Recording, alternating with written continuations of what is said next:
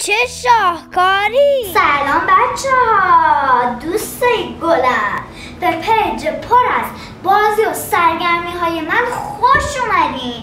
امروز اومدیم با هم دیگه یه نقاشی جادویی درست کنیم، نقاشی پری دریایی. بعدش هم تبدیلش کنیم به یه تابلوی قشنگ. برم که مواد لازمه با شما بگم. مواد لازمش کاغذ سفید، قلممو، رنگ گواش و شکل پری دریایی که با قیچی دورش رو بریدیم. ما گوشامونو ردیف با رنگایی که اینجا داریم و اینجا میکشیم. بعدش با قلممو به این شکل پخششون میکنیم. بعدش بقیه‌اش هم بهتون میگم. اینطوری وسط کاغذ یکم گواش میریزیم. ترکیب رنگم باید با توجه به طرح نقاشیتون انتخاب کنید.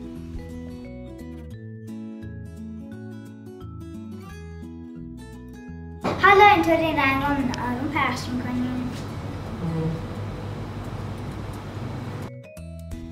اینجوری هم نحوه کار با قلمو رو یاد میگیرید، هم با رنگا بازی میکنیم که خیلی حس خوبی داره.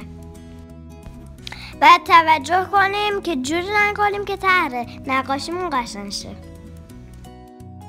و تمیز از آب در بیاد. خلاصه که با دقت و حوصله کاراتون رو انجام بدید.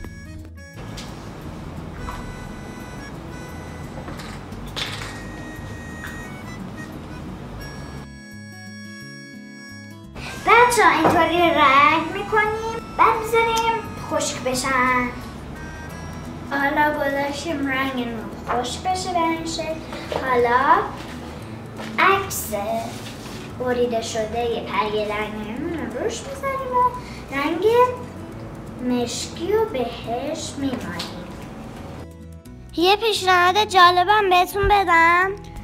برای اینکه نقاشیتون و تابلوتون طبیعی‌تر به نظر برسه، میتونید پایینشو چسب چوب بزنید، روش شن بریزید که بچسبه. حالا میذاریم تا خشک بشه و بعد کاغذمون رو ور میداریم. و اینکه اگر صدف دریایی دارین دورش رو با صدف تزیین کنین. اینجوری پری دریاییتون واقعی میشه. من نداشتم، با پولک تزیینش کردم. این سرگرمی ها برای خلاقیت ذهنتون عالیه. با هر چی که دوست دارین میتونین دورش رو تزیین کنین.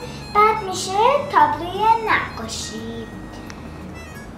کانال من رو سابسکرایب کنین. توش کلی ویدیوهای آموزشی دارم که میتونین برید ببینین. ممنون که لایک میکنی، دوستش سیوش کن که انجامش بدی.